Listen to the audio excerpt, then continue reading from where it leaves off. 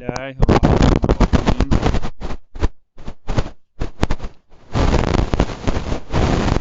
حضرت عیسیٰ علیہ السلام حضرت عیسیٰ علیہ السلام کا نام مختلف اعتبار سے قرآن کریم میں 60 مرتبہ آیا ہے۔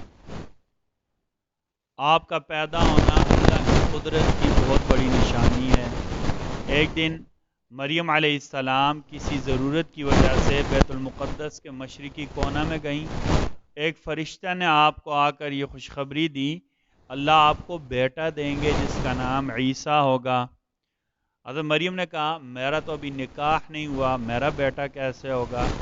فرشتے نے کہا کہ اللہ کے فیصلے ہیں اور یہ اللہ کے لیے بہت آسان ہے۔ قرآن میں قال کذالک قال ربک هو علی ہین، یہ اللہ کے فیصلے ہیں اور اللہ کے لیے ایسا کرنا بہت آسان ہے۔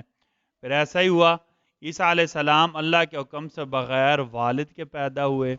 لوگوں نے دیکھا تو حیرانگی کا اظہار کیا اور کہا کہ مریم آپ نے بہت بڑا گناہ کر دیا ہے۔ مریم علیہ السلام نے کوئی جواب نہیں دیا۔ قرآن میں اللہ نے انہیں کہا تھا آپ کہنا انی نذرت للرحمن صوما فلن اکلم اليوم انسیا، میں نے آج بات نہیں کرنی، میں نے چپ کر روزہ رکھا ہوا ہے۔ انہوں نے اپنے بیٹے کی طرف اشارہ کر دیا۔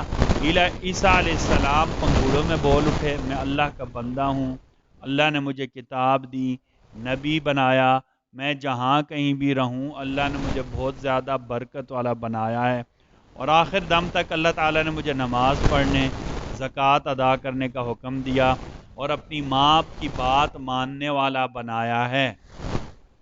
اپنی ماں کی بات اللہ نے مجھے ماننے والا بنایا ہے۔ میری پیدائش، میری وفات، پھر دوبارہ زندہ ہونا میرے لیے خیر و برکت اور سلامتی کا ذریعہ ہے۔ بچی کی یہ باتیں سن کر قوم حیران رہ گئی اور ان کے دل میں مریم علیہ السلام کے متعلق جو بات تھی اللہ نے ختم کر دی، اور مریم علیہ السلام کی پہلے سے زیادہ عزت اللہ نے ان کے دل میں ڈال دی ہے۔ نبی کریم صلی اللہ علیہ وسلم کو معجزہ غزوہ موتا میں شہیدوں کے متعلق خبر دینا۔ موتا ایک جگہ کا نام ہے جو اردن میں ہے۔ موتا اردن میں ایک جگہ کا نام ہے، وہاں جنگ ہو رہی تھی۔ انس فرماتے ہیں کہ نبی کریم صلی اللہ علیہ وسلم مدینہ میں تھے، آپ نے کہا کہ فلاں صحابی شہید ہو گئے، فلاں صحابی شہید ہو گئے، فلاں صحابی شہید ہو گئے۔ آپ صلی اللہ علیہ وسلم کا زید بن حارثہ شہید ہو گئے۔ پھر آپ صلی اللہ علیہ وسلم نے کہا کہ جعفر ابن ابی طالب شہید ہو گئے۔ پھر آپ صلی اللہ علیہ وسلم کا عبداللہ بن رواحہ شہید ہو گئے، جبکہ وہاں سے ابھی تک کوئی خبر نہیں آئی تھی۔ پھر فرمایا اس کے بعد جھنڈا اللہ کی تلوار نے اٹھایا اور اللہ نے ان کے ہاتھوں مسلمانوں کو دشمنوں پر فتح نصیب فرمائی۔ یہ نبی کریم صلی اللہ علیہ وسلم کا معجزہ تھا۔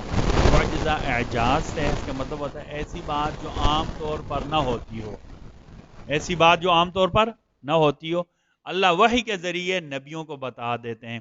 جیسے آپ صلی اللہ علیہ وسلم نے اشارہ کیا چاند 2 ٹکڑے ہو گیا، ابو جہل کے ہاتھ میں کنکر تھے وہ بولنا شروع ہو گئے، یہ بھی ایسا ہی معجزہ ہے کہ آپ صلی اللہ علیہ وسلم مدینہ منورہ میں کئی 100 کلومیٹر دور بیٹھے ہوئے تھے، آپ نے بتایا فلاں شہید ہو گئے، فلاں شہید ہو گئے، فلاں شہید ہو گئے، اور کہا کہ آخر میں اللہ کی تلوار سیف اللہ یعنی خالد بن ولید نے جھنڈا اٹھا لیا ہے اور اللہ نے ان کے ہاتھ پر مسلمانوں کو فتح بھی دے دی ہے۔ ایک سنت کے بارے میں، مصیبت زدہ بندے کو کیا پڑھنا چاہیے؟ یعنی آدمی کسی مصیبت میں مبتلا ہو اس وقت اسے کیا پڑھنا چاہیے؟ جب کوئی آدمی مصیبت یا آزمائش میں ہو تو کثرت سے اسے پڑھیں، بہت زیادہ یہ پڑھیں، لا الہ الا انت سبحانک انی کنت من الظالمین، لا الہ الا انت سبحانک انی کنت من الظالمین۔ اللہ کے علاوہ کوئی بھی عبادت کے لائق نہیں، اللہ سارے عیبوں سے پاک ہیں، بے شک میں ہی غلطی پر ہوں۔ یہ دعا بار بار پڑھنے سے اللہ قرآن میں کہتے ہیں کہ فَاسْتَجَبْنَا لَهُ وَنَجَّيْنَاهُ مِنَ الْغَمِّ وَكَذَلِكَ نُنْجِي الْمُؤْمِنِينَ۔